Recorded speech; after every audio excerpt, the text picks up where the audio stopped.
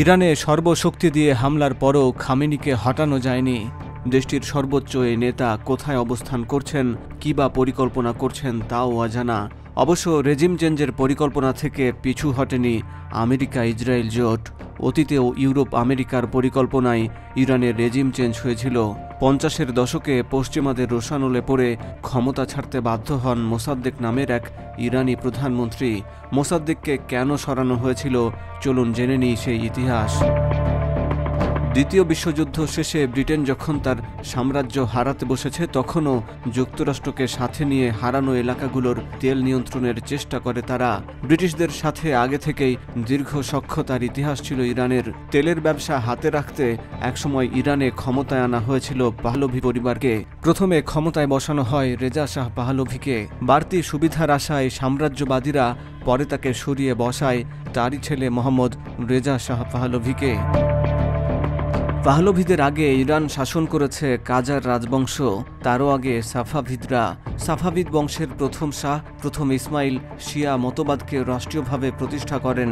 পরবর্তীতে কাজাররা এসে রাজনৈতিক ক্ষমতা দেয় ওলামাদের। কাজার রাজবংশ দুর্বল হয়ে পড়েছিল ধারাবাহিক বিক্ষোভ আর সশস্ত্র বিপ্লবের কারণে। 1906 সালে কাজারদের বিরুদ্ধে জনতার সশস্ত্র বিপ্লব রাষ্ট্রকে গণমুখী হতে বাধ্য করে। সর্বসাধারণের দাবি মেনে নিয়ে প্রণীত হয় সংবিধান। সংখ্যালঘুদের জন্য বিশেষ বিধান যুক্ত হয়, তাতে প্রতিষ্ঠিত হয় আইনসভা। রাষ্ট্রধর্ম হিসাবে ইসলামী বহাল থাকে। কিন্তু বিপ্লবের যে মূল লক্ষ্য, সেই রাজতন্ত্র উৎখাত সম্ভব হয়নি। ব্রিটিশরাই সেটা হতে দেয়নি তখন। ইরানের এলিট গোষ্ঠী আর ওলামা সমাজকে কৌশলে বিপ্লব থেকে বিচ্ছিন্ন করে দিতে সক্ষম হয়েছিলেন তারা। কিন্তু কেন? কারণ জনগণের হাতে ক্ষমতা গেলে পারস্য উপসাগরীয় অঞ্চলে আধিপত্য হারাতো ব্রিটেন। অবশ্য কাজারদের দিয়েও যখন সম্পূর্ণ স্বার্থ হাসিল হচ্ছিল না, রেজা খানকে সামনে এনে কাজার রাজতন্ত্র উৎখাত করে ফেলাই ছিল ইংরেজদের সবচেয়ে লাভজনক কৌশল। ফলে পারস্যের খনিগুলো থেকে অবাধে তেল উত্তোলনের শর্তে রেজা খানকে ক্ষমতায় বসায় তারা। নতুন শাহ রেজা খান মসনদে বসেই পারস্যকে বদলাতে শুরু করলেন। ইসলামী রাষ্ট্র থেকে সরে গেল দেশটি। পশ্চিমাদের অনুকরণে ধর্মনিরপেক্ষ আধুনিক রাষ্ট্র গঠনে মনোযোগ দিলেন রেজা খান। হয়তো এ কারণেই রেজা খানকে অনেকে দেখেন ইরানের আতাতুর্ক হিসাবে। 1935 সালে অতীতের পারস্য দেশের নতুন নাম দেয়া হয়েছিল ইরান।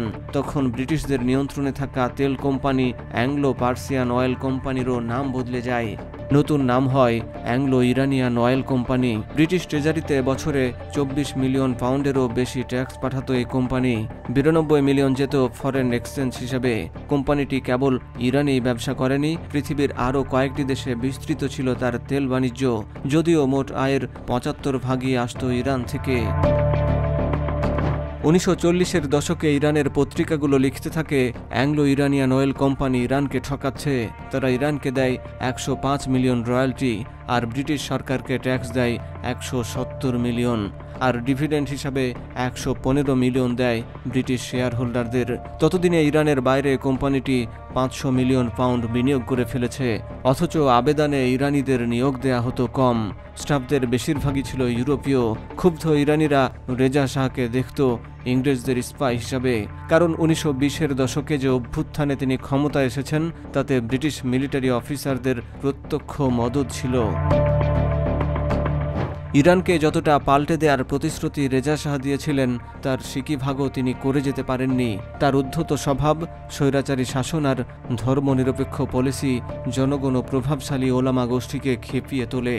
ব্রিটেন ও রাশিয়ার চাপে দ্বিতীয় বিশ্বযুদ্ধ শেষ হওয়ার আগেই সিংহাসন ছাড়তে হয় রেজা শাহকে।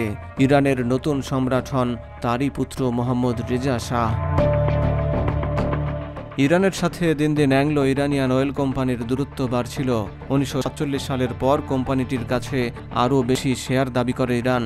ব্রিটিশদের বিরুদ্ধে তেল সম্পদ লুটের অভিযোগ যখন তুঙ্গে, তখনই ইরানের তেল বিষয়ক সংসদীয় কমিটির প্রধান হন জাতীয়তাবাদী নেতা মোহাম্মদ মোসাদ্দেক। এই রাজনীতিবিদ 50-50 অনুপাতে মালিকানা দাবি করার পাশাপাশি চেয়েছিলেন কোম্পানিটির ব্যবস্থাপনাতেও সরকারের কিছু লোক থাকুক, কিন্তু তাতে রাজি হয়নি ব্রিটেন।